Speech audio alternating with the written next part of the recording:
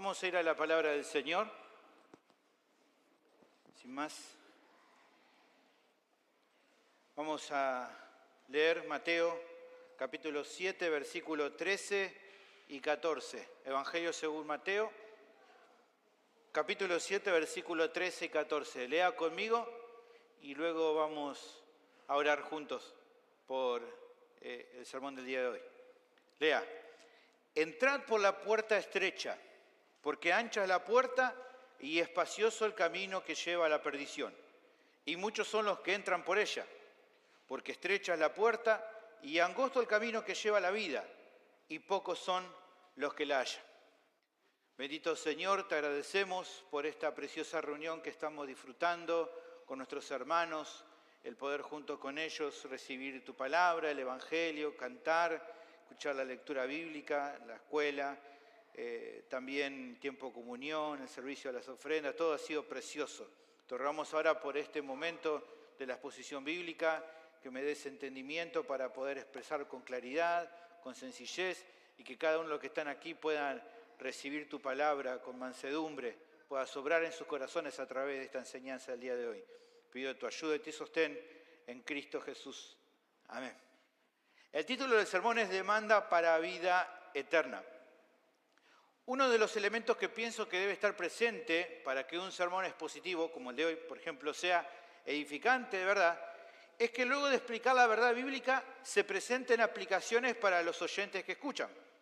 La información que se enseña de la Biblia es significativa, es muy valiosa, eso ninguno de nosotros lo duda, sin lugar a dudas es así.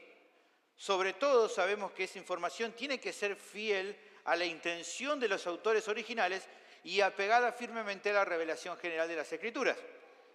Pero si no nos valemos de esas verdades para animar a la audiencia a tener que tomar una decisión, ya sea, por ejemplo, produciendo cambios en la vida o el tener que resolver, modificar conductas, actitudes o ideas cerradas, preconcebidas, entonces esas verdades bíblicas, por más valiosas que sean, solo van a quedar en la nebulosa y se tornan infructuosas en los corazones. Esto no es algo que no se pueda ilustrar por medio de ejemplos bíblicos. Ya desde el Antiguo Testamento vemos que los mensajeros de Dios llamaban a las personas a tomar decisiones en cuanto a sus vidas a partir del conocimiento teológico que recibían. Podemos ver, por ejemplo, que luego de enseñarle la ley, vemos a Moisés llamando a Israel, antes de iniciar la conquista, a que resolviera qué actitud iban a tomar, si obedecer a los mandamientos de Dios o despreciarlos. Allí en Deuteronomio capítulo 30, versículos 19 y 20, dice Moisés, luego de enseñarle la ley, dice: a los cielos y a la tierra llamo por testigos hoy contra vosotros, que os he puesto delante, dice, la vida y la muerte, y la maldición, y la bendición y la maldición. Y dice: escoge pues la vida para que vivas tú y tu descendencia, amando a Jehová tu Dios, atendiendo a su voz y siguiéndole a él. Josué también, un tiempo después, llama a los israelitas que escogieran qué camino iban a tomar ya en el territorio conquistado. En Josué capítulo 24, versículo 15, luego de decirles y animarlos a que sirvan a Dios, dice: y si mal os pareciera servir a Jehová, escogeos hoy a quién sirváis, si a los dioses a quienes sirvieron vuestros padres cuando estuvieron al otro lado del río, o a los dioses de los amorreos en cuya tierra habitáis. Y Josué le declara cuál es su decisión: pero yo y mi casa serviremos a Jehová. Le estaba dando también a que resolvieran qué iban a hacer. Mucho tiempo después, otro profeta, Elías, exhorta a los israelitas a que abandonaran su ambigüedad espiritual y que resolvieran a quién seguir, si al Señor o si a Baal. Allí en Primera de Reyes 18, 21 dice: y acercándose Elías a todo el pueblo, dijo: ¿hasta cuándo claudicaréis vosotros entre dos pensamientos? Si Jehová es Dios, seguidle, y si Baal, id en pos de él. En cada caso vemos algo parecido. Una voz que llama a los oyentes a no quedarse nomás con el mensaje, sino a tomar una decisión. sabiendo que la elección iba a traer consecuencias positivas para los que escogieran bien y negativas para los que decidan mal. Ahora, ¿por qué hablo de esto? Bueno, porque justamente al ir llegando al final del sermón, como dijimos, más impresionante de la historia, predicado por el mejor maestro de toda la historia, es interesante notar que llegando a su fin, nos encontremos con exhortaciones claras a tomar decisiones trascendentales a partir de todo lo que se había enseñado. Jesús explicó, argumentó sus verdades y las ilustró como nadie nunca antes o después de él lo va a hacer. Y al ir concluyendo, presentó algunas aplicaciones que fueron de hecho tan relevantes al punto que han trascendido los tiempos. Probablemente de mí o de cualquier otro predicador en la historia, con el tiempo nadie se acordará de las aplicaciones que han dado. Pero fue tan extraordinario el sermón del Señor que han pasado 2000 años y todavía seguimos hablando de sus aplicaciones, como vamos a ver en el día de hoy. A partir del texto de esta tarde y hasta el final del capítulo 7, vamos a ver que lo que queda para estudiar del Sermón del Monte, justamente aplicaciones, llamados de Cristo a sus oyentes para escoger entre dos alternativas. Por eso vamos a notar, y lo vamos a ver muy claro, que constantemente se va a mencionar como grupos de dos. Dos puertas, dos caminos, dos destinos. Más adelante va a hablar de dos tipos de árboles, dos fundamentos para una casa y así, ¿no? En varias ocasiones.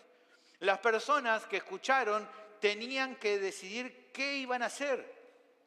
En particular en esta sección, Jesús hace lo que algunos eruditos distinguen como uno de los llamados más fuertes de toda la Biblia a abrazar el mensaje de Cristo, a vivir el Evangelio o a seguir viviendo para uno mismo. Porque no hay más que esas dos decisiones. Pero además, el Señor advierte que la decisión que tomen o que tomes es la más importante que vas a hacer en toda tu vida, porque incluso tu destino eterno depende de esta elección. Jesús presenta, como decía el título, una demanda para vida eterna que es la más importante que vas a poder llegar a escuchar en toda tu vida.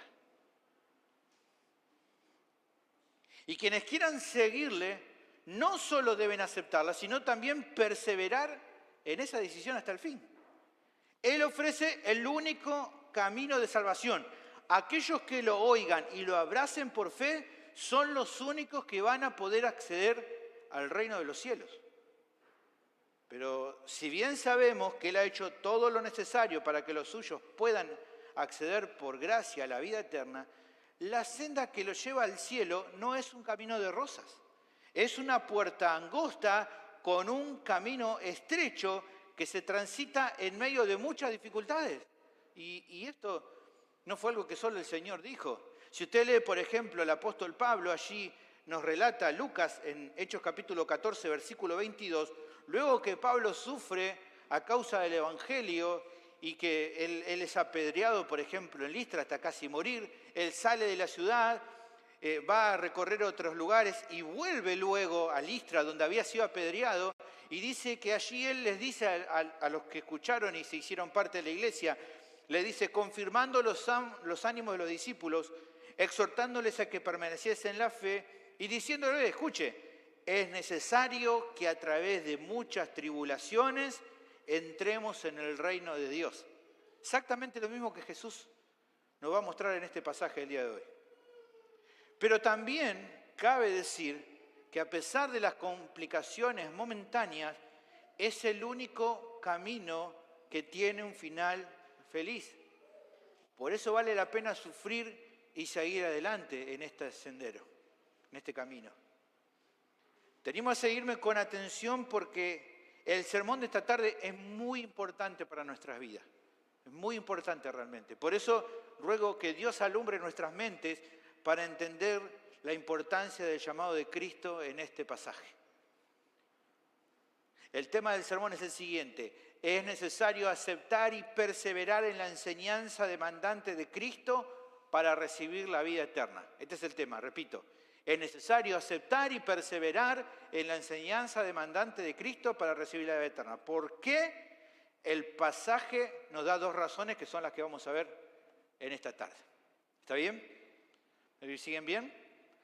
Vamos a ver entonces la primera de estas razones. La primera de las razones de por qué es necesario aceptar y perseverar en la enseñanza demandante de Cristo para recibir la vida eterna es porque la mayoría que la rechaza por seguir una vida más cómoda termina siendo condenada. Esa es la primera razón. El texto aquí, versículo 13, comienza con el concepto central de este pasaje, que se trata de una demanda del Señor para la audiencia. Fíjense que dice, entrad por la puerta estrecha. Este es el concepto central. Luego vendrán las razones, pero aquí tenemos el encabezado de esta sección. Entrad por la puerta estrecha. ¿Qué quiere decir con esto Jesús? ¿De qué está hablando acá? Bueno, considero que para entenderlo, esto debe conectarse a todo lo anterior del Sermón del Monte. Dijimos que estamos llegando a aplicaciones finales, así que esto de alguna manera está claramente ligado a todo lo que se habló antes.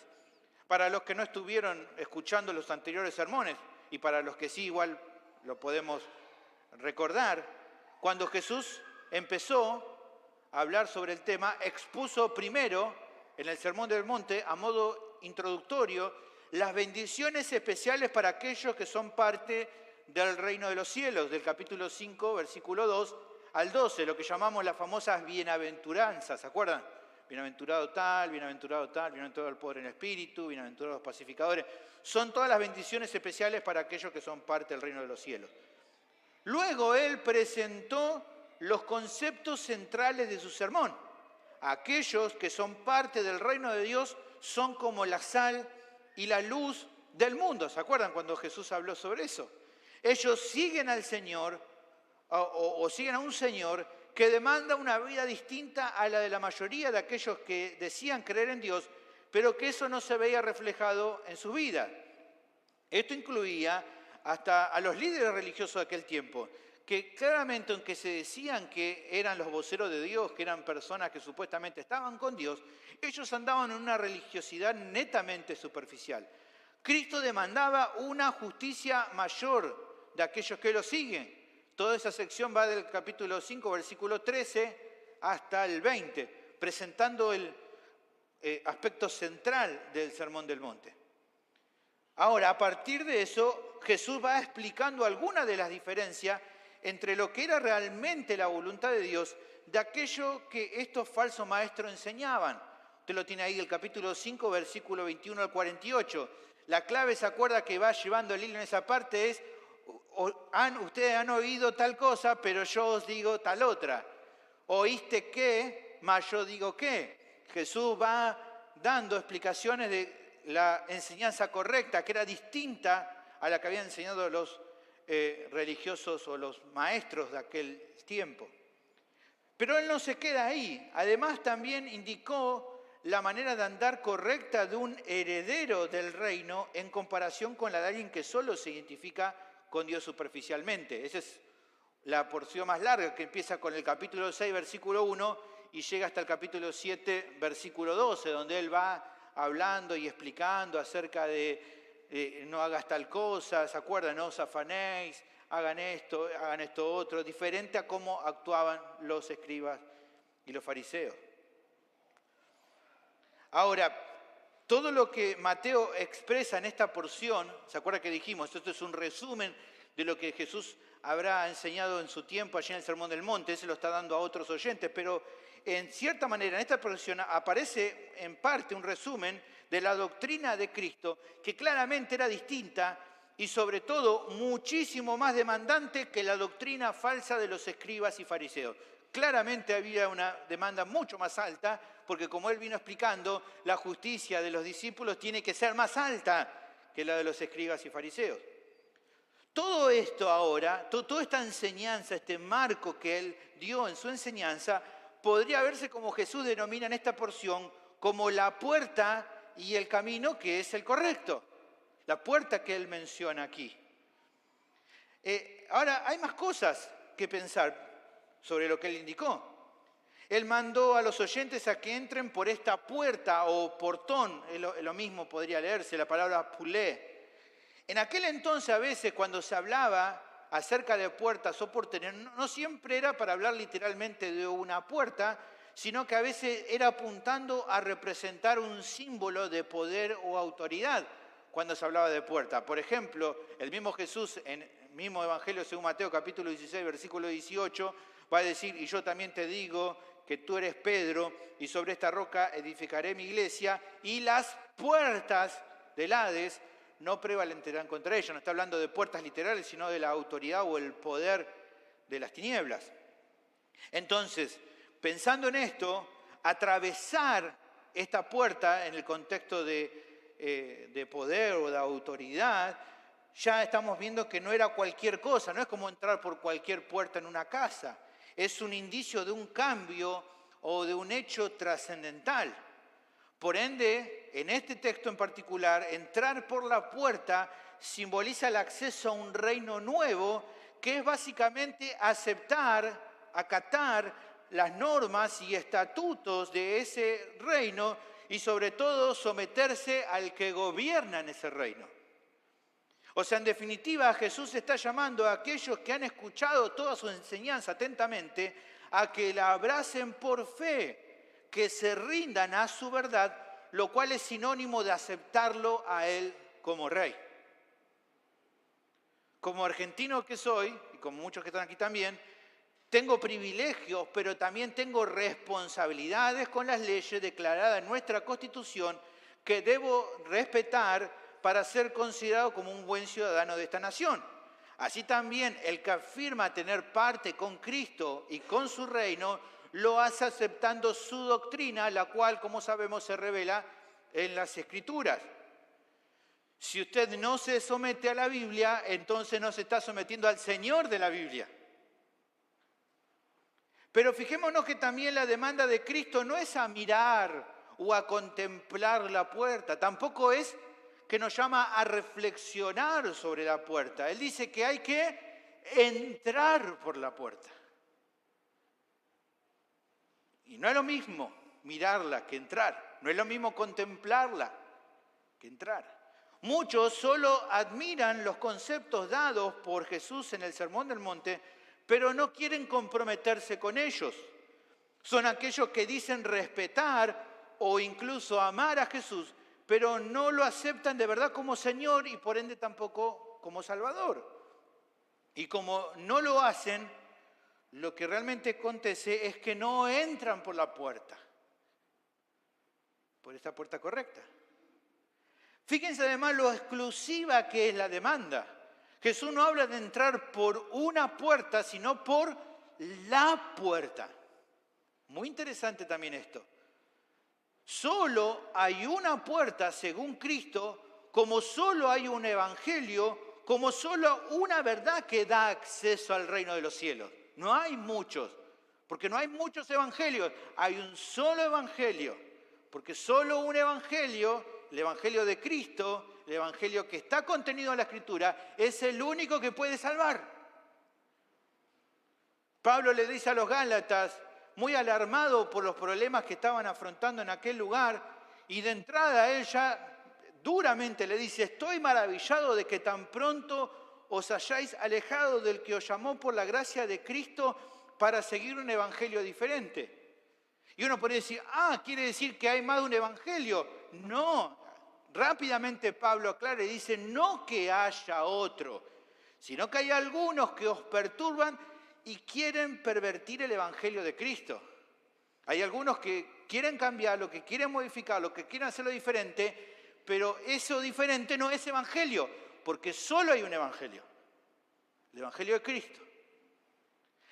Pero hay una característica distintiva de esta puerta también, dice que es, volvamos al texto, es una puerta que tiene una característica central, que dice que ¿cómo es la puerta? Estrecha. Es una puerta estrecha, es la puerta estrecha. El término apunta, estrecho, a algo ajustado, dificultoso, que implica en este caso, como es una puerta, un esfuerzo al querer pasar. Y esto nos debe sorprendernos. ¿Cómo puede ser difícil entrar por esa puerta? No debe sorprendernos, hermanos. Las palabras que Jesús enseñó en el Sermón del Monte son fuertes, son contundentes. Sobre todo, son incómodas porque redargullen el corazón. No es extraño que muchos de ustedes me hayan dicho con el Sermón del Monte, pastor, tremendo eso que dijo, tremendo. No es porque yo sea un gran predicador, es porque estas verdades exponen, tocan algo ahí adentro de nuestro corazón, nos movilizan. Deja ver el pecado, lo expone de una forma cruda ante nuestros ojos.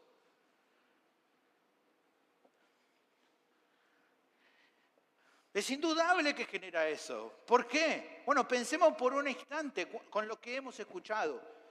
¿Cuántos pecadores no preferirían que el pecado de adulterio sea solo el acto físico y no que además incluya el desear a alguien ya con la mente que no sea el propio cónyuge? ¿Cuántos pecadores dirían, amén, el pecado de adulterio físico está mal? Pero cuando se habla de adulterio del corazón, ahí les duele. Pues, qué terrible que sea también así. ¿Cuántos no preferirían, como decían los escribas fariseos, amarás a tu prójimo y aborrecerás a tu enemigo? ¿Cuántos no desearían que eso hubiera sido así? ¿Quién no desearía que simplemente delante de Dios estuviera mal lo que los escribas y fariseos proponían como pecaminoso, pero que trasdecía de una manera flagrante el espíritu de la ley de Dios? Claro que muchos preferiríamos que, como hacían los escribas y fariseos, el estándar se rebaje, la norma se minimice. Pero no nos olvidemos algo importante. Las normas no las decidimos nosotros, sino Dios. Yo no defino nada. Yo simplemente les digo lo que Dios estableció. Sus mandamientos evidentemente revelan el carácter santo de Dios y la actitud que Él espera de su pueblo, así como también saca a la luz la maldad de cada pecador. Evidentemente la ley no es mala en lo absoluto, como se nos asegura, por ejemplo, en Romanos capítulo 7, versículo 12, Pablo dice, de manera que la ley a la verdad, ¿cómo la llama? Santa, y el mandamiento lo llama santo, justo, bueno. Solo que en nuestro pecado tratamos de diluirla o alterarla, intentando acallar a nuestras conciencias, como por ejemplo menciona Romanos 1:18. Nosotros queremos intentar buscarle la vuelta. Pero Jesús declaró, cuando vino a la tierra, que Él no había venido a enseñar en el sentido de rebajar el estándar moral de la ley. ¿Qué dijo? Yo no he venido a abrogar. Yo he venido, ¿qué dijo? A cumplir. ¿Se acuerdan? Lo hemos visto al comienzo del Sermón del Monte. No penséis que he venido para abrogar la ley y los profetas. No he venido para abrogar, sino para cumplir. Y aclara por qué. Porque de cierto os digo que hasta que pasen el cielo y la tierra, ni una jota ni una tilde pasará la ley hasta que todo se haya cumplido. No he venido a cambiar el espíritu de la ley porque es lo que Dios estableció. Nadie puede hacerlo. Nadie puede llamar malo a lo que Dios establece como bueno, ni nadie puede llamar bueno a lo que Dios estableció como malo. Jesús vino a enseñar, en definitiva, que las cosas son como Dios dice que son. Y quienes quieren ser parte de su reino, ¿qué tienen que hacer? Deben someterse a su voluntad. Por eso, hermanos, tenemos que entender, y ahora vemos con claridad, volviendo a nuestro pasaje, entender por qué esta puerta es estrecha. Porque las condiciones para entrar por ella no son difíciles de entender, pero sí son difíciles muchas veces de aceptar. Requiere fe, requiere humildad y requiere un sacrificio del propio yo. Requiere abnegación del alma que quiera entrar. Claramente que sí. Esto fue algo que en su momento perturbó el corazón del hombre rico que se acercó a Jesús en una ocasión. Lo vamos a ver más adelante cuando lleguemos, pero podemos leer el relato. Mateo capítulo 19, versículo 20. Un joven se presenta y dice, ¿qué tengo que hacer para entrar en el reino de los cielos? Y él entonces le dice, bueno, conocé los mandamientos. Y el joven le dice, capítulo 19, versículo 20, el joven le dijo, todo esto lo he guardado de mi juventud. ¿Qué más me falta? Jesús le dijo, si quieres ser perfecto, anda, vende lo que tienes y dalo a los pobres y tendrás tesoro en el cielo. Y ven y sígueme. Oyendo el joven esta palabra, se fue triste porque tenía muchas posesiones. El problema de este joven no era si había obedecido mejor o peor la ley de Moisés de su juventud. Tampoco era el problema si era rico o era pobre. El problema era que él no estaba dispuesto a sacrificar aquello que más apreciaba, que eran sus riquezas. Se dio cuenta que la puerta era demasiado estrecha como para atravesarla con aquello que amaba más que Cristo. Y por ende entonces se va. No estaba dispuesto a desprenderse a eso que tanto amaba para aceptar la propuesta de Jesús de ven y sígueme. Alguien dijo por ahí, cuando cantamos el himno, nada en mi mano traigo, simplemente a tu cruz me aferro, estamos siendo testigos del camino del Evangelio. El camino de Cristo es la senda de la cruz y la senda de la cruz es el camino del sacrificio. Y menciona el texto de Mateo 16, 24, 25. Si alguno quiere venir en pos de mí, niéguese a sí mismo y tome su cruz y sígame. Porque todo el que quiera salvar su vida la perderá. Y todo el que pierde su vida por causa de mí, la hallará. Tampoco se pueden usar a las buenas obras personales como una llave, por así decirlo, que abra el candado de esta puerta. ¿Por qué? Porque es una puerta completamente vedada para aquellos que quieren apoyarse en sus méritos personales como un medio de pasar por ella con confianza. No sirven. No sirve. Para nada sirve como para pasar esa puerta. Solo es posible de atravesar esa puerta por la fe en aquel que la abrió y con un corazón que sinceramente confiesa la propia bancarrota espiritual. No cruzamos por esta puerta estrecha apuntalado en buenas obras, sino por reconocer la carencia de las mismas para poder pasar. Esto es otra cuestión. Otra cuestión además es que el arrepentimiento es una condición espiritual que se demanda de aquellos que quieren entrar. O sea, nadie puede ingresar por esta puerta si sigue abrazado a su pecado. No se puede. Quiero pasar por la puerta, tenés que dejar el pecado. No. El famoso predicador Charles Spurgeon lo explicó con toda claridad. Usted y sus pecados deben separarse o usted y Dios nunca estarán juntos. Repito, usted y sus pecados deben separarse o usted y Dios nunca estarán juntos. No deben guardarse ningún pecado. Es necesario renunciar a todos. Estos deben ser sacados de la cueva, igual que los reyes cananeos, y ser colgados al sol. Por otra parte, el hecho de que sea estrecha da a entender que debe ser cruzada de forma personal. Cada quien debe decidir por sí mismo si quiere o no quiere atravesarla. Niño, joven que estás hoy acá, quizás decís, bueno, mi papá pasó por la puerta, entonces yo ya pasé con él. No, no se puede. Cada quien tiene que decidir pasar por esta puerta. No, mi amigo, mi hermano, mi primo, mi tío, mi abuelo pasó por la puerta, yo también pasé con él. No, no se puede. Es una puerta estrecha, se pasa de a uno. Cada quien debe decidir por sí mismo si quiere o no quiere atravesarla, lo cual es consistente con la Biblia y refuta el punto de vista inadecuado, incluso de la enseñanza judía de aquel entonces. Allá estaba mal entendido. Y Jesús deja claro que nadie se salva por formar parte de un grupo religioso o racial. Nadie se salva por eso. Los falsos maestros afirmaban al pueblo que por ser hijos de Abraham tendrían el cielo asegurado, pero claramente eso no era cierto y Juan el Bautista se lo aclara, no van a entrar así. Nadie entra por decir o por tener cierta identificación con algo, simplemente por eso.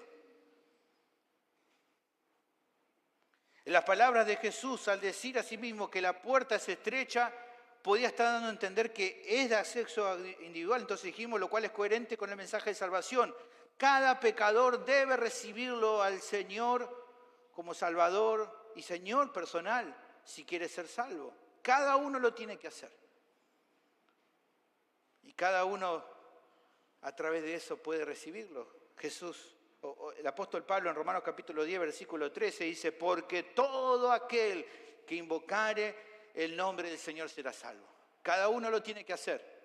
Yo no puedo invocar por ninguno de los que están aquí, ni usted lo puede hacer por mí. Usted tiene que hacerlo. Entren por la puerta estrecha, como entonces Jesús demanda en esta sección. Es un llamado de forma voluntaria y consciente a renunciar a todos nuestros derechos, a todos nuestros deseos y a todos nuestros pecados para acceder a su reino. Es abandonar el gobierno de la propia vida y someterse de corazón al gobierno de Cristo, que en la práctica se traduce en una obediencia fiel y humilde a su enseñanza.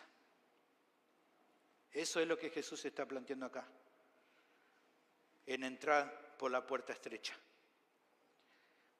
Ahora bien, habiendo entendido qué es la demanda, el contenido, a continuación podemos ver una de las razones por las cuales es fundamental prestar atención a lo que Jesús enseña. El resto del versículo 13 dice, porque ancha, fíjense el porque es una razón, porque ancha es la puerta y espacioso el camino que lleva a la perdición y muchos son los que entran por ella. Luego de exhortar a los oyentes a entrar por la puerta estrecha, Jesús habla de otra puerta, una que también tiene una característica distintiva. ¿Cómo es esa otra puerta? Como dice ahí, ancha. Una puerta ancha. ¿Cuál es esta otra puerta? Bueno, pensando en lo visto anteriormente, podemos afirmar que al hablar de esta puerta, estamos hablando de aquella enseñanza contraria a la de Cristo y que por ende no se somete a las normas del reino de los cielos. Es la puerta por la que pasa el que cree que no tiene que despojarse de lo que vimos antes. No ve que deba abandonar su pensamiento de autojusticia, no cree que sea tan malo como la ley de Dios declara, ni tampoco reconoce su bancarrota espiritual o su necesidad imperiosa de arrepentimiento y de poner su fe en lo que Cristo ha hecho para redimirnos. No cree nada de todo eso. ¿Por qué dice Jesús que es ancha? Bueno, al menos entiendo que por dos cuestiones centrales. La primera, porque esa puerta no presenta los aspectos demandantes de la enseñanza de Cristo. Si la otra, al ser estrecha, nos mostraba lo riguroso que es, acá al ser ancha no es tan rigurosa. No demanda una justicia mayor que la de los escribas y fariseos, como él enseñó en su enseñanza. Esta puerta ancha se conforma con poco. Esta puerta ancha dicta sus propias normas de acuerdo con el deseo personal de las personas, sin tomar en cuenta necesariamente la voluntad de Dios. Es una puerta transigente, como diríamos nosotros, a gusto del cliente. No incomoda. Y si en algún aspecto incomoda, es hasta el punto del que pasa por ello lo defina. Quiero que me incomode, pero hasta ahí nomás. Un poquito nomás que me incomode. Incluso si hace falta, la puede reconfigurar, hacer una nueva versión. Esta puerta le dice a las personas, mirá, tengo estas normas de vida, pero si no te gustan, tengo otras también. No tiene problemas como el camaleón de cambiar de los colores según la circunstancia, por eso es una puerta ancha. Ahora, el segundo motivo de que sea visto como ancha es porque también acepta sin problemas distintas normas a la vez. Si la puerta angosta, por definición, es exclusiva, ¿por qué es exclusiva? Porque define las reglas de antemano, a las cuales quienes tienen que pasar por ella se tienen que someter, transformándose en siervos si la obedecen. La puerta te dice, esto es así, y entonces te sometes y pasás. En el caso de la puerta ancha, hay una demostración clara de inclusión. No solo acepta lo que cada uno quiere, sino que se amolda a todos los ingresantes a la vez. La puerta ancha se somete al deseo de cada quien, sin rechazar las ideas o pensamientos personales de cada uno de los que la atraviesa. ¿Ven la diferencia? Lo que para alguno puede ser andar en esa puerta, entrar por esa puerta ancha, para el otro es otra, pero todos igual, entran. Pero se agrega un elemento adicional, no solo que la puerta es ancha, sino que además dice el camino es espacioso. No solo que aquellos que entran por esta puerta lo hacen bajo sus términos, y no de acuerdo a los términos de Cristo, sino que luego en el desarrollo hay un camino que tiene un patrón similar. Les permite vivir como ellos quieren durante el resto del tiempo. Si desean seguir tal como al comienzo, bueno, no, es posible, no hay problema. Si desean poner el enfoque en otras cosas, fuera de las normas del Rey de Dios, también lo pueden hacer, hay chance. No hay problema, puede ir cambiar, puede ir mutar. Ahora, ¿cuál es el resultado de tener una puerta como esta y un camino con esta característica? ¿Qué dice el texto? Que muchos son los que entran por ella y que luego seguirán por ese camino espacioso. Son muchos, dice ahí. El texto lo dice, son muchos. ¿Quiénes son estos muchos? Bueno, la mayoría de la gente del mundo. Observe que Jesús tampoco la define como una puerta ancha o un camino espacioso, sino como la puerta y el camino. Y está perfecto lo que dice el Señor, porque fuera, escúcheme bien, fuera de su enseñanza, todo lo demás existente se puede resumir en una sola cosa: el intento humano de acercarse a Dios por medios humanos.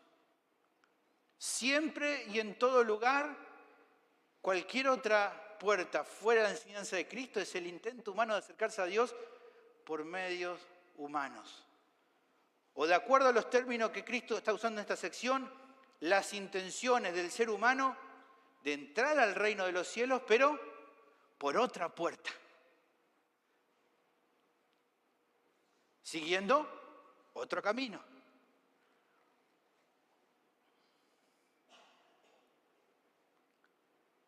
Por eso acá los muchos son toda clase de personas, no solo un tipo de persona. Son aquellos que siguen una religión determinada, aunque no se identifiquen plenamente con ninguna particular. También aquellos que tienen en mente que quieren algo de Dios o de algún ser espiritual o la cosa que ellos abracen como Dios. Pero que siempre y en todo caso eligen no someterse a entrar por la puerta por la cual Jesús dice que hay que entrar. Aceptan cualquier cosa menos la puerta que Jesús dice, la puerta estrecha. Pero el Señor declara abiertamente, y esto es muy importante, ¿cuál es la situación de aquellos que van por este sendero? ¿Cuál es la situación de aquellos que han entrado por la puerta ancha y que andan por el camino espacioso? Dice que los lleva a la perdición. Este es el conflicto central, que si bien existe la decisión voluntaria de no entrar por la puerta estrecha y de elegir la ancha y el camino espacioso, lo más dramático es que esta segunda puerta, este segundo camino, trae como consecuencia el juicio de Dios y el castigo eterno. Y hay una complicación porque realmente suena lindo al corazón del hombre el ofrecimiento que hace la puerta ancha. Una vida cómoda, en la cual las cosas se amoldan a los deseos de uno mismo. ¡Puf! ¡Qué lindo, qué cómodo que es esto! ¡Qué linda que es esta puerta! Que me deja hacer con mi vida como yo quiero. Y no de acuerdo a lo que el Señor demanda. Lo que pasa con esta puerta es que no te dicen las cosas como son. No te avisa que hay un costo final en entrar y seguir por ella. Y que ese costo es una eternidad en condenación a causa de haber despreciado la puerta estrecha, que es lo mismo que despreciar al Señor. Y que, como veremos más adelante, es la única puerta correcta. Escúcheme, como alguien dijo por ahí, sabemos, y luego vamos a ver en el siguiente versículo, que sobre la puerta estrecha, por la que Jesús dice que hay que entrar, hay, por así decirlo, un cartel que dice entrada al cielo. Claro que sí, Jesús dice que es así. Pero alguien dijo por ahí que lo peligroso de la puerta ancha, es que arriba de la puerta ancha no hay un cartel que diga condenación. Arriba de la puerta ancha también dice cielo. Y ese es el problema. Porque la gran mayoría solo termina de comprobar el engaño de esta puerta al final de sus vidas, cuando ya no tienen chance de volverse atrás. Jesús, sabiendo cómo son en verdad las cosas, es que entonces advierte a la audiencia a que no se confundan, que sepan que si está exhortando a que entren por la puerta estrecha, es porque sabe con certeza que aquellos que no obedezcan a su demanda van a terminar en la condenación eterna. Que aunque piensen que la decisión de no someterse a las normas de Jesús, que para muchos puede ser correcta, porque la enseñanza de Jesús les parece demasiado demandante, y definiendo que su propia puerta y su propio camino son mejores y que lo van a llevar igual a Dios, están completamente equivocados. Eso no va a pasar. No solo que no van a llegar a Dios, sino que el destino final es el peor de todos. Es el infierno, es la condenación eterna. Por eso no es un juego. Por eso Jesús, en su amor, dice las cosas, advierte a las personas. Así que la primera razón que el texto presenta de por qué es necesario aceptar y perseverar en la enseñanza demandante de Cristo para recibir la vida eterna es porque la mayoría que la rechaza por seguir una vida más cómoda termina siendo condenada. Si las cosas son como Cristo dice que son, no hay entonces razón para querer aceptar y perseverar en el camino ancho. No hay razón.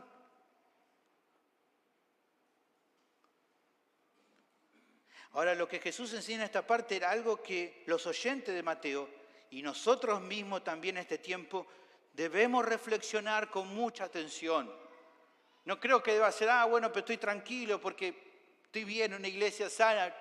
No, tranqui, estas advertencias son para otro. No, esta advertencia, escuchá, amor, esto es para vos, no es para mí. No. Hermano, la realidad es que salvando alguna distancia entre aquel tiempo y el actual, las situaciones no distan demasiado. El judaísmo religioso, meramente superficial, y el paganismo secular no cambian mucho de los intentos de hombres y mujeres que actualmente crean sistemas teológicos o inventan filosofías o religiones de las cuales también buscan valerse como un medio para acercarse a Dios. Fruto de eso, que la gente sigue encontrando razones que justifiquen su desprecio al mensaje de Cristo, porque uno empieza a pensar, si Jesús lo dejó tan claro, ¿por qué hay tanta gente que no lo hace caso?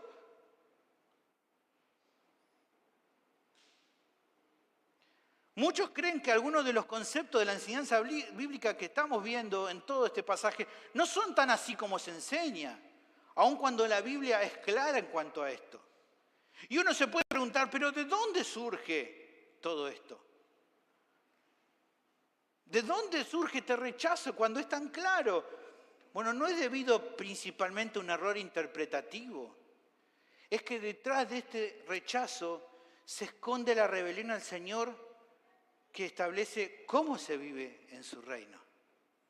Fíjense que el joven rico no le dice a Jesús, no, Jesús estás interpretando mal, no, el texto bíblico en el original dice, no, lo único que hace ese joven es darse vuelta y alejarse. No tiene nada más para decirle a Cristo, porque Cristo ha sido claro con lo que le ha dicho. Simplemente que él no quiere aceptarlo. Y esto es muy relevante porque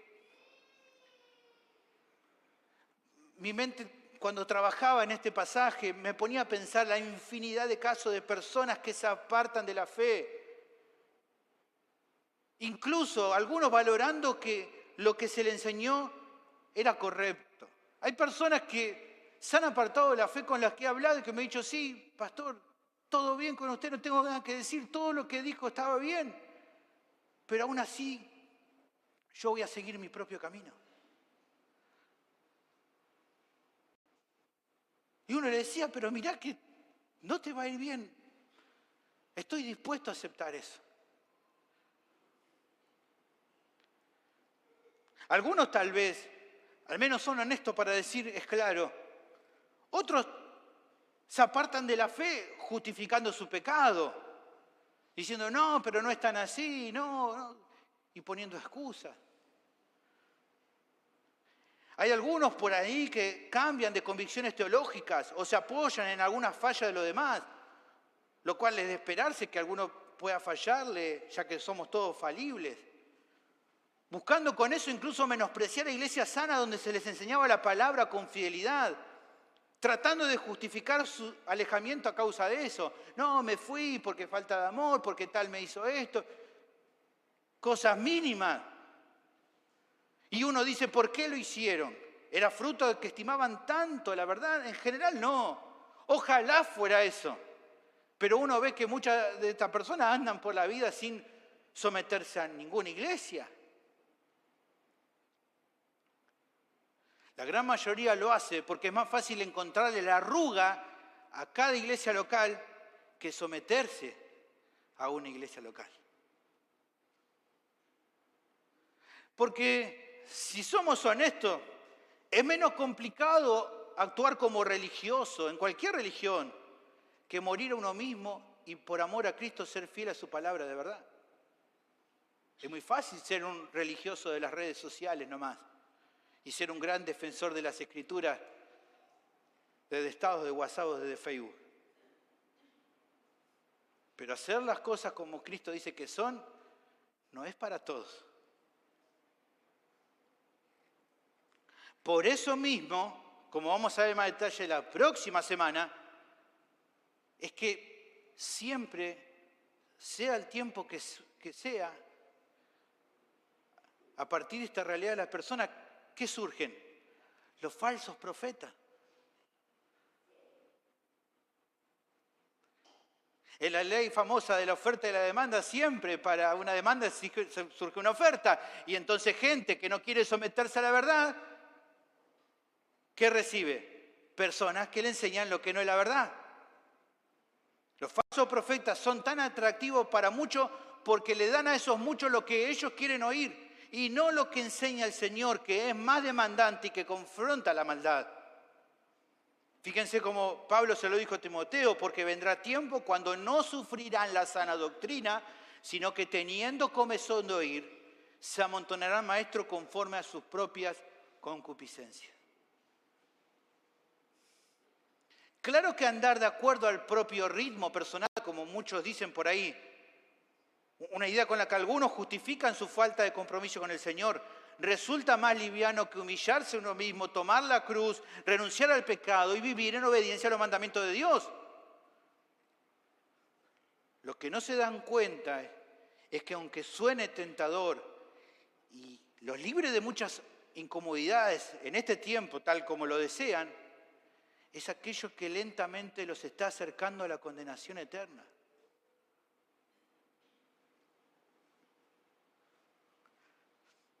Es muy triste, pero es así.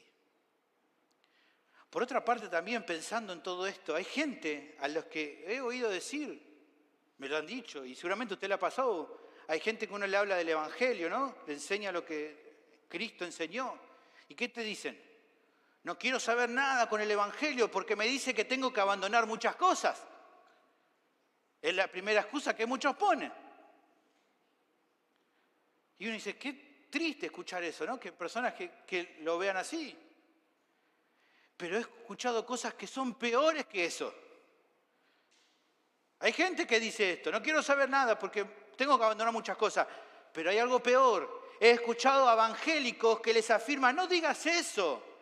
No sé qué te habrán dicho a vos, pero te aseguro que Dios no demanda nada de nosotros. Él te ama tal cual sos. ¡Qué incoherencia! Miren lo que Jesús dijo acá. Nada que ver. Por supuesto que seguirlo es incómodo. Claro que es demandante. Es doloroso. Nos costará muchas cosas que amamos. Llama a abandonar cosas para nosotros que pensamos que nos embellece como personas, pero que de acuerdo a su estándar moral son desagradables y de las cuales Él nos quiere limpiar. Claro que es doloroso porque el Evangelio nos va a llevar en muchas ocasiones a ser despreciado, incluso por gente de nuestro entorno, amigos que ya no nos van a mirar como antes. Incluso vamos a ser hasta odiados y perseguidos por el mundo. Y déjame decirte que a veces leyendo sobre noticias y cosas veo que en el cristianismo occidental no hemos conocido todavía el verdadero peso de sufrir incomodidad por causa de Cristo, como si viven actualmente muchos hermanos nuestros en países de Oriente. Y creo que en parte, pienso yo que a causa de eso, nos hemos vuelto complacientes con nuestro pecado y con el pecado de los demás. Hemos establecido pautas de vida que rebajan el estándar moral de las Escrituras. Tristemente, muchos pastores y líderes cristianos aceptaron eso por miedo a que sus iglesias se quedaran vacías. Pero no ven o no quieren ver que el resultado ha sido mucho peor. Sus congregaciones están repletas, sí. No hace falta ser muy inteligente para ver eso. Vaya nomás por Ruta 3. Lleno, iglesias llenas, pero de miles y miles de personas no regeneradas, a las que tienen que entretener con programas, con entretenimiento, con luces, música de calidad, con asientos confortables y predicando historias desde el púlpito que los inspire, que los emocione, que los haga sentir bien consigo mismos, que los haga volverse a sus hogares más felices, pero que de ninguna manera los confronta con su pecado. Jamás vuelve a la casa diciendo, qué pecador que soy. No, es que la gente se ofenda. No, es que van a decir que somos muy santulones, muy legalistas. No le gusta oír que para seguir a Cristo hay que esforzarse y renunciar a muchas cosas. Hermanos, no es que la gente no le guste oír el mensaje de Cristo, sea algo que realmente debiera preocuparnos. Si les ofende, que se les ofenda. Lo que más debe preocuparnos, hermanos, es que Dios nos juzgue al final de los tiempos por las veces que no hemos presentado el mensaje con fidelidad. ¿Qué excusa vamos a poner ante su presencia por las veces que no quisimos decir a la gente lo que Cristo demandaba? Porque callamos, porque tuvimos miedo. ¿Qué le vamos a decir al Señor?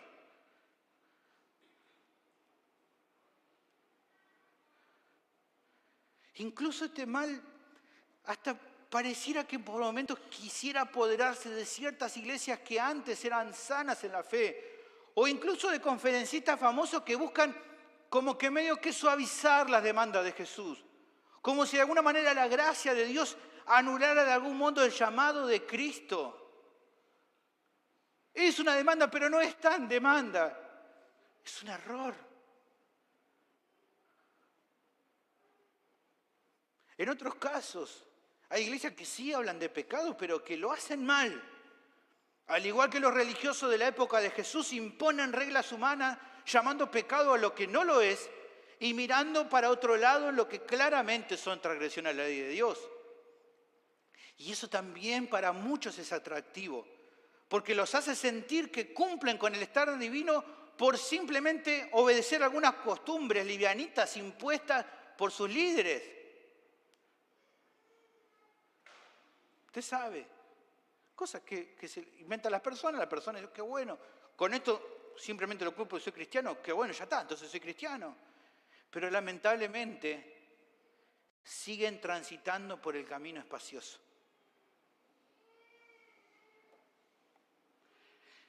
Hermanos queridos, estas palabras de Jesús son igualmente de alarmantes que en aquel entonces cuando las enseñó. Porque hoy, incluso hoy mismo, miles y miles se están yendo a la condenación eterna porque no se les advierte del camino por el cual están yendo. Hoy muchos están llegando al infierno sin haber sabido sobre cuál es el verdadero camino. Y la iglesia del Señor, en vez de anunciarles acerca de la puerta angosta, por momentos se siente tentada a distraerse en muchas cosas solo para intentar ser más relevantes, más convocantes. En vez de mostrarles cuál es el camino verdadero, confunden a las personas al tratar de suavizar las demandas de Cristo para ver si así obtienen mejores resultados.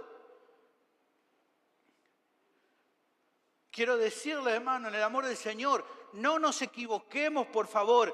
El camino siempre ha sido uno y no lo definimos nosotros. Cristo ya lo hizo en su palabra. No tengo que innovar con nuevos caminos. Ya está todo dicho. Yo tengo que anunciar lo que Jesús ya enseñó. Nuestra responsabilidad es solamente anunciar su mensaje y no el nuestro. Porque solamente así las personas van a poder escapar de la condenación eterna. Tengamos en cuenta esto, por favor.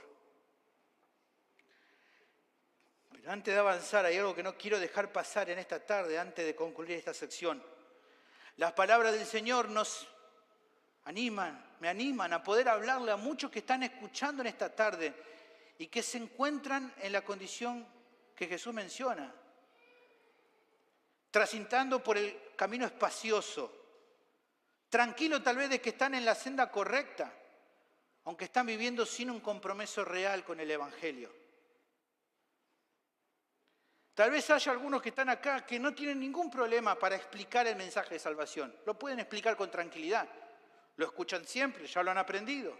Incluso te identificás como cristiano. Pero déjame decirte, querido oyente, que te engañás a vos mismo si pensás que escapaste de la condenación cuando todavía no has rendido tu vida por completo a Cristo. Si no ves frutos de que hayas muerto vos mismo, si seguís todavía abrazado a tu pecado, es probable que no hayas pasado nunca todavía por la puerta estrecha. Y tal vez alguno dice, pero pastor, me parece que está siendo medio alarmante, medio tremendista. Bueno, reflexionalo por vos mismo. Pensá en tu vida.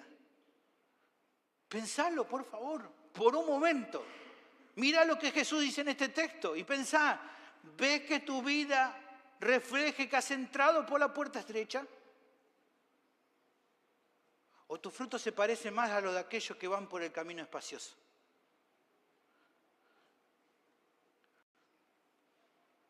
Jesús vino al mundo a morir para abrir el camino a la salvación. Él nos salva solo por su gracia. Pero seguirlo se trata de renunciar a nuestro pecado, de dejarlo atrás, Tenés que despojarte de cualquier vestigio de autojusticia personal y venir a Él en arrepentimiento y fe.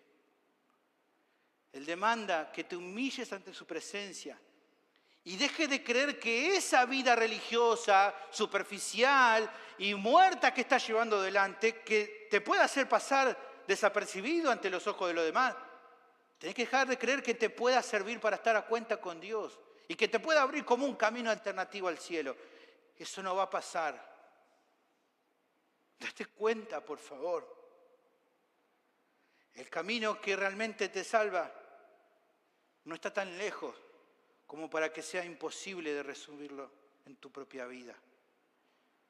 Confía en Él de todo corazón y reconocerlo como único y suficiente Salvador. Hay solo dos caminos. Uno, el que Jesús indica, que te introduce al reino de los cielos. El otro, el que vos elijas fuera del mensaje de Cristo, te lleva a la condenación eterna. Mi pregunta, querido oyente, es ¿cuál vas a escoger?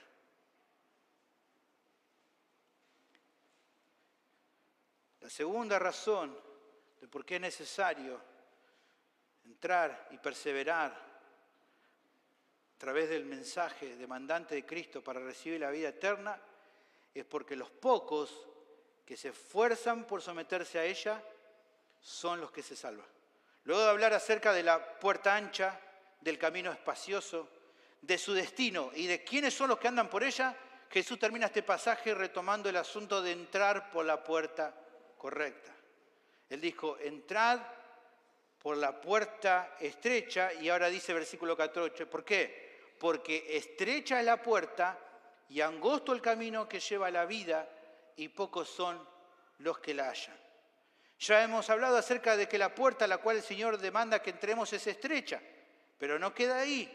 Ya hemos visto qué era. Ahora, al igual que con la otra puerta, aquí también hay un camino. El otro era espacioso, pero ¿cómo dice que es?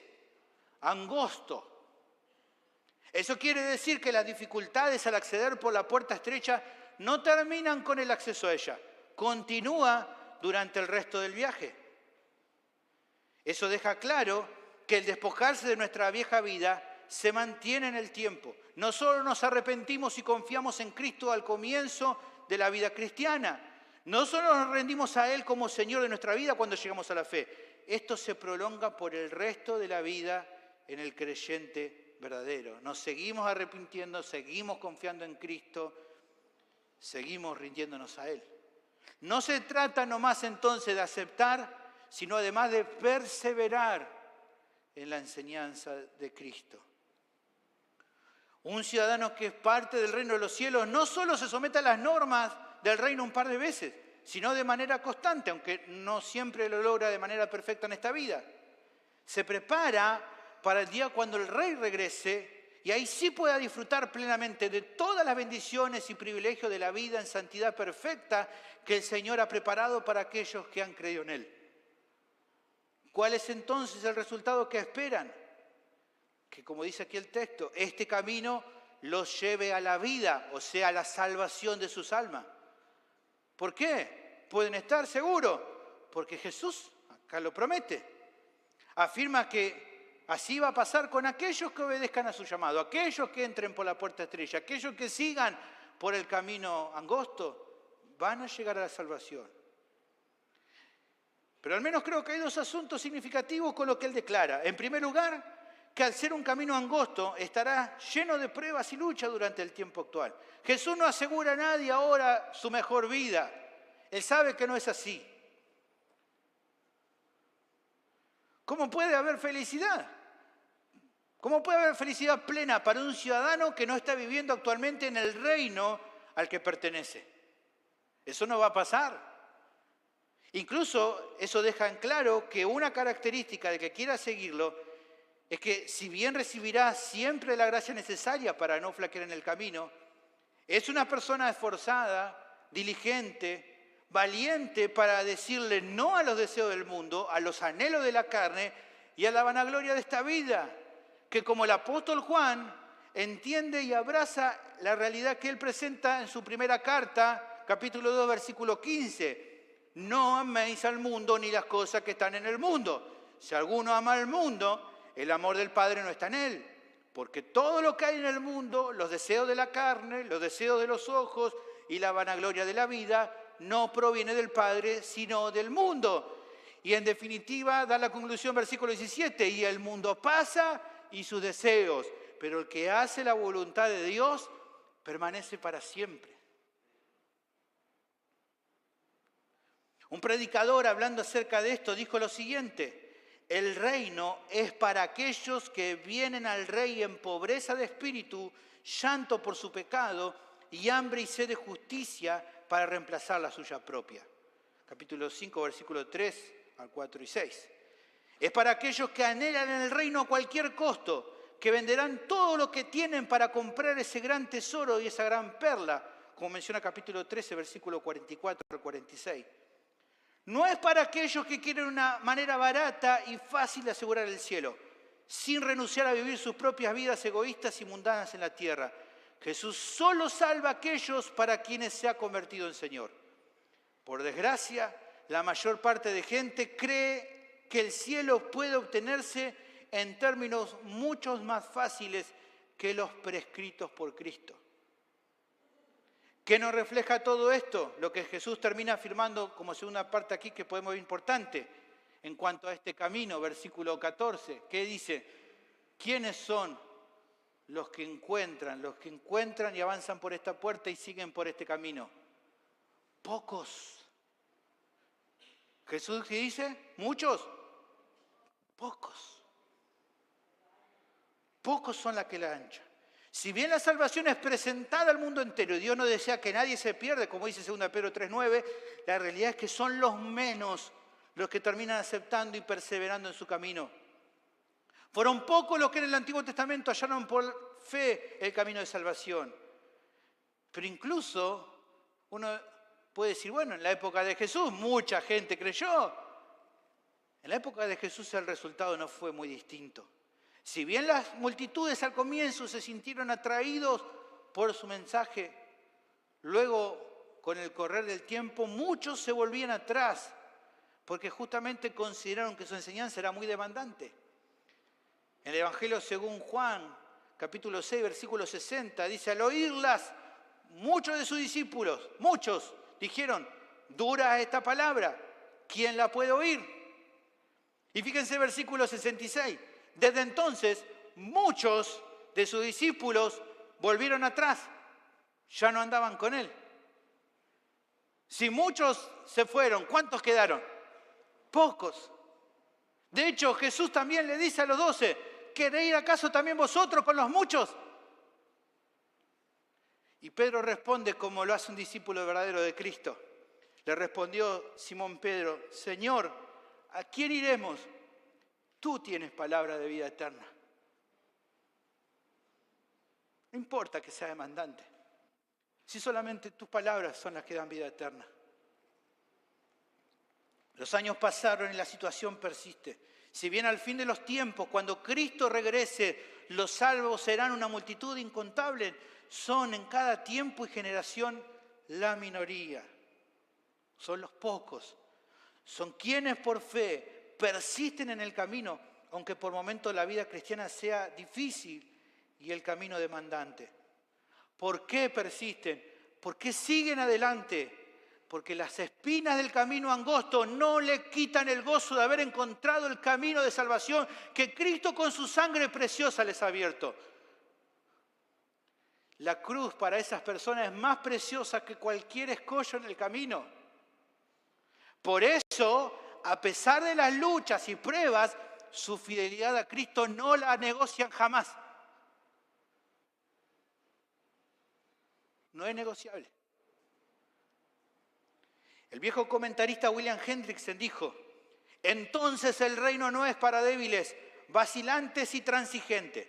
No es para Balaam, el joven rico, Pilato o Demas. No es para ganarlo por medio de oraciones pospuestas, promesas incumplidas, resoluciones rotas y testimonios vacilantes. Es para hombres fuertes y robustos como José, Natán, Elías, Daniel, Mardoqueo, Pedro, Esteban y Pablo. de mujeres valientes a las que no podemos olvidar, como Ruth, Débora, Esther y Lidia. Solo con un esfuerzo, con un compromiso inquebrantable con el mensaje de Cristo, es que podemos estar seguros de que no solo hemos entrado por la puerta estrecha, sino que estamos prosiguiendo por el camino angosto que conduce a la salvación de nuestras almas y esa herencia gloriosa que nos espera al final de los tiempos. La segunda razón de por qué es necesario aceptar y perseverar en la enseñanza demandante de Cristo para recibir la vida eterna es porque solo los pocos que se esfuerzan por someterse a ella son los que se salvan. Habiendo comprendido estos conceptos finales, podemos meditar un poquito, antes de terminar, en lo que estas palabras del Señor nos pueden enseñar. Creo que es probable, así como les podría pasar a los oyentes de Mateo, que realmente nos sintamos demasiado frágiles como para tener alguna clase de certeza si podremos perseverar hasta el fin por el camino angosto. Nosotros leemos la Biblia y nuestros ojos se maravillan por la perseverancia de los héroes de la fe y en comparación con ellos nos vemos limitados. Yo creo que el error es olvidar una cuestión central. Lo que hizo tan fieles a estos hombres y mujeres de antaño no fueron sus grandes virtudes, sino que el Señor estaba con ellos. Nuestro problema no tiene que ver con nuestra fragilidad, sino poner nuestra confianza en nosotros mismos y no en aquel que nos sostiene hasta el fin. Porque no tenemos que olvidar una cosa, claro, es fabulosa estas historias, pero lo más importante de todo, que el Señor que estuvo con estos hombres es el que está con nosotros, es el mismo. No ha cambiado ni una molécula. Sigue siendo poderoso y fiel para guardarnos en este tiempo. Ha prometido no abandonarnos, así como no los abandonó a ellos. Nos ama como amó a aquellos hombres y mujeres. Cada tropiezo que tenemos en la vida cristiana no se relaciona con que Dios nos haya abandonado, sino en que a causa de nuestra necedad tratamos muchas veces de batallar solos y no en dependencia de Cristo y de su Espíritu. Ahora, ¿eso quiere decir que las cosas de acuerdo con su voluntad nos va a librar del dolor y la aflicción? Ya hemos visto, por supuesto que no. Pero nos ayuda a no ver que en este tiempo aquello que podemos perder no es lo más importante, lo más necesario. Claro que seguir a Cristo tiene un costo. Jesús lo va a dejar muy en claro en el desarrollo del testimonio que Mateo presentará.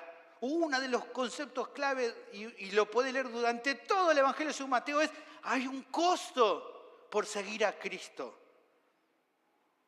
Hay cosas que dejar y abandonar, pero en dependencia de su Espíritu Santo y por fe, estos costos son aceptables. Se puede renunciar porque estamos prosiguiendo a algo que es mejor. Como el autor de Hebreos hablaba de Moisés y decía en Hebreos 11:24, por la fe Moisés, hecho ya grande, rehusó llamarse hijo de la hija de Faraón. Decidió antes ser maltratado con el pueblo de Dios que gozar de los deleites temporales del pecado, teniendo por mayores riqueza el vituperio de Cristo que los tesoros de los egipcios. ¿Por qué? Porque tenía puesta la mirada en el galardón. Tendremos que aprender a despojarnos de aquellas cosas que antes nos parecían imposibles de dejar. Porque aunque cueste, va a valer siempre la pena a la luz de lo más valioso que obtuvimos en esta vida y que disfrutaremos plenamente en la gloria venidera, que sobre todas las cosas, lo que más obtuvimos hoy, que vamos a disfrutar plenamente en la vida eterna, es a Cristo mismo. Mirá si no vale la pena disfrutar de Cristo por toda la eternidad. ¿Qué puede ser más valioso en esta vida que Cristo? ¿Qué no sos capaz de abandonar por Él?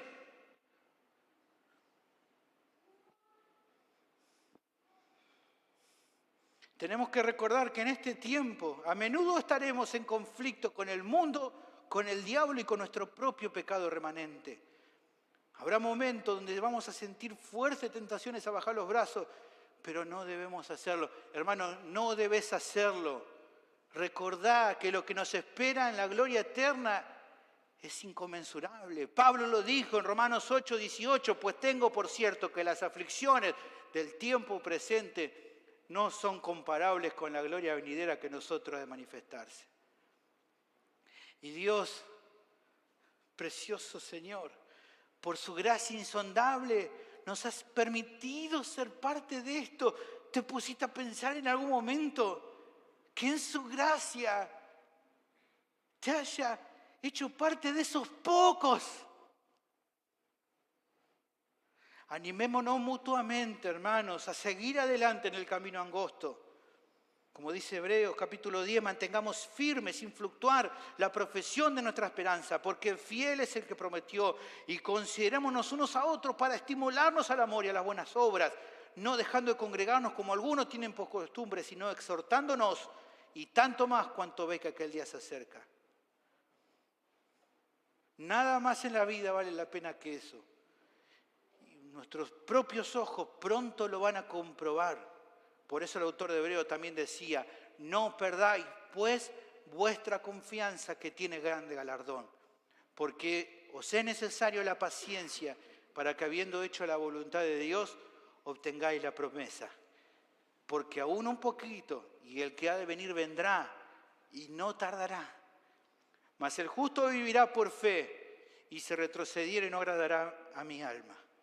Pero nosotros no somos de los que retroceden para perdición, sino de los que tienen fe para preservación del alma. Nuestros ojos pronto lo verán, y cuando así sea, daremos alabanza a Dios por el privilegio tan grandioso que nos ha dado de que seamos parte de su reino bendito y eterno, donde ya no habrá que sufrir más luchas y aflicciones. Meditemos en esto todos los días.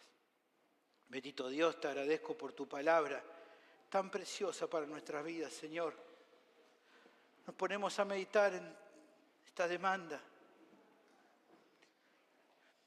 Oh, Señor amado, ¿cuántos hay andando por el camino espacioso, entrando en la eternidad en condenación, por no haber meditado, no haber hecho caso al llamado de Cristo? Que nadie que esté en este lugar sea de esos. Que cada uno de los que está en este lugar entren por la puerta estrecha, que caminen por el camino angosto, que es el único que lleva a la vida eterna. Que en cada corazón pueda meditar y reflexionar en el valor de Cristo, en lo precioso que es Cristo Jesús, para que entonces abandonar cualquier cosa de este mundo no sea imposible. Que podamos meditar en esto. En Cristo Jesús te lo pido. Amén. Dios le bendiga.